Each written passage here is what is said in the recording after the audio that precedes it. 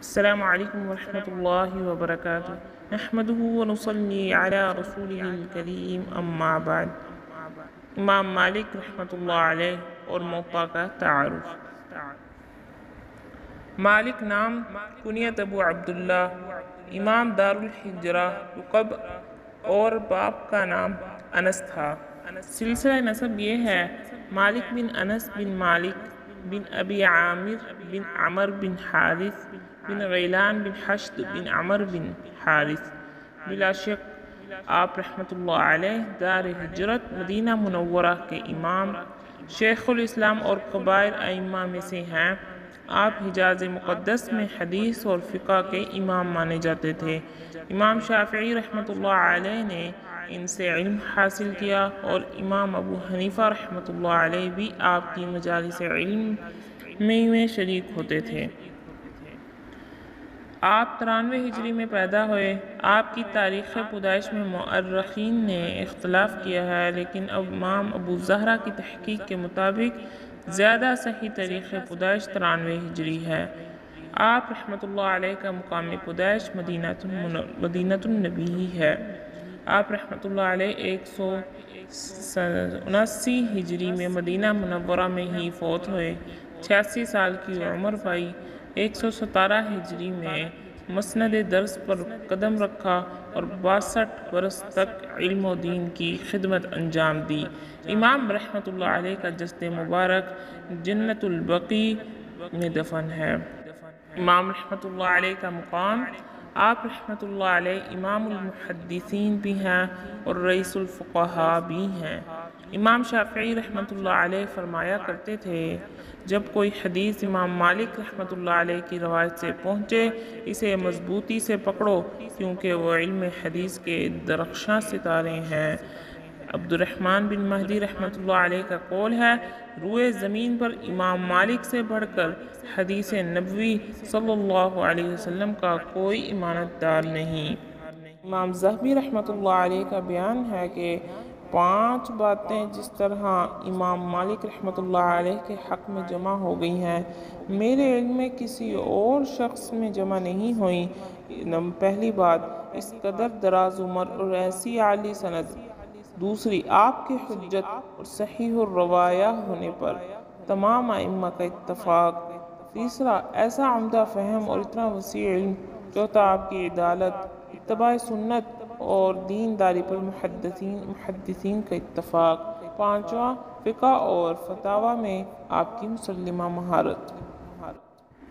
مقام عزیمت اور استقامت: امام مالک ان ارباب صدق و صفا میں سے تھے جنہیں کوئی طاقت حق گوئی سے روک نہیں سکتی تھی۔ منصور عباسی کے زمانے میں امام مالک رحمۃ اللہ علیہ نے فتویٰ دیا کہ جبری طلاق واقع نہیں ہوتی۔ گورنر مدینہ کو اندیشہ دامن گیر ہوا کہ اس فتوے کی ضد ابو جعفر منصور کی بیعت پر پڑے گی، جس نے جبراً اپنی رعیت سے بیعت لی تھی۔ اس نے امام ممدوح کو دارالامارات میں طلب کیا اور آپ کی رفعت شان کو بالائے طاق رکھتے ہوئے 70 کوڑے لگوائے۔ مشقیں اس زور سے کس دی گئیں کہ ہاتھ بازو سے جدا ہو گیا، لیکن اس تکلیف اور کرب کے عالم میں آپ اونٹ کی پیٹھ پر کھڑے ہو گئے، جس پر آپ کو تذلیل اور تشہیر کے لیے سوار کرایا گیا تھا، اور بلند آواز سے پکارتے بھی جاتے تھے کہ جو مجھ کو جانتا ہے وہ جانتا ہے، جو نہیں جانتا وہ جان لے کہ میں مالک بن انس ہوں۔ فتویٰ دیتا ہوں کہ طلاق جبری درست نہیں۔ اس واقعے سے ان کی عزت اور عظمت گھٹنے کی بجائے بڑھ گئی۔ تازیانوں کی ضربات سے شان کا رعب داب اور جلال و جمال دو چند ہو گیا۔ امام ممدوح نے بعد میں گورنر کے معافی طلب کرنے پر فلاح دلی سے کام لیتے ہوئے معاف کر دیا۔